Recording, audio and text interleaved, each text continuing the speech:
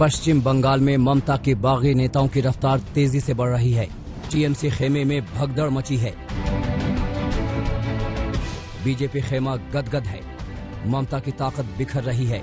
BJP ताकत बटोर रही है।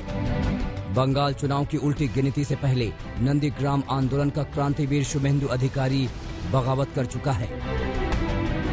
बनाश्री मेहती और शीलभद्र दत्ता ने भी पार्टी छोड़ दी। ममता आरोप लगा रही है कि इस तोड़फोड़ की पटकथा बीजेपी दफ्तर में तैयार हो रही है।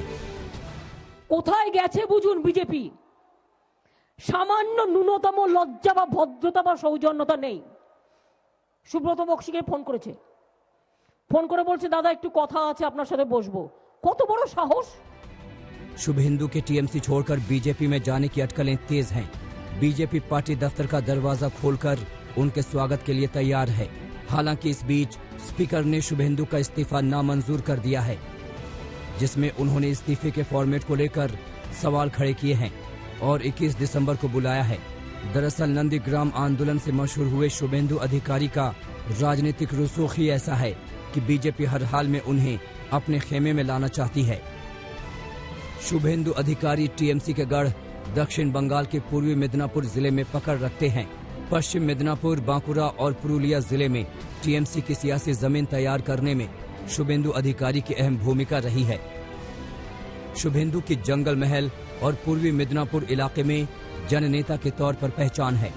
2016 में उनके प्रभाव वाले इलाके की 49 सीटों में से 36 सीटें जीत ली थीं। माना जा रहा है कि वो 6 जिलों की 40 सीटों पर असर रखते हैं। उनके पिता शिशिर अधिकारी टीएमसी के पुराने नेता हैं। पार्टी को स्थापित करने में उनका अहम योगदान रहा है।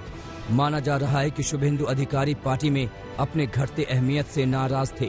ममता के भतीजे अभिषेक बनर्जी का राजनीतिक रुसूख उन्हें चोट पहुंचा रहा है।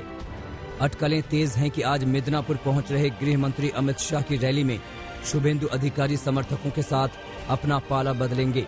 हालांकि बीजेपी खुलकर कुछ नहीं कह रही, लेकिन बार बार समझा जरूर रही है कि टीएमसी में बहुत असंतोष है। उनकी पार्टी में न तो लोकतंत्र है, ना कोई व्यवस्था है, ना कोई विधान है और एक व्यक्ति का नाम पर चलता है। यहाँ अपने लोकतंत्र में इस प्रकार व्यवस्था को कोई स्वीकार नहीं करता है, इसलिए लोग हमारे साथ आ रहे हैं। এরকম নজির পাঁচটা দেখাতে পারে, দেখাতে পারে। আমি এত বীর যে আমি যদি কাল মমতা ব্যানার্জিকে ছেড়ে দিই, মমতা ব্যানার্জি পার্টি उठे যাবে। बेशक टीएमसी सूबे में नंबर 1 है, लेकिन ये भी 100% सही है कि बगावत करने वाले भी सबसे ज्यादा यही हैं। 18 दिसंबर 2020 को कबीरुल इस्लाम ने महासचिव पद से इस्तीफा दे दिया। 1 अक्टूबर 2019 को शुभाशीष दत्ता ने पार्टी छोड़ दी।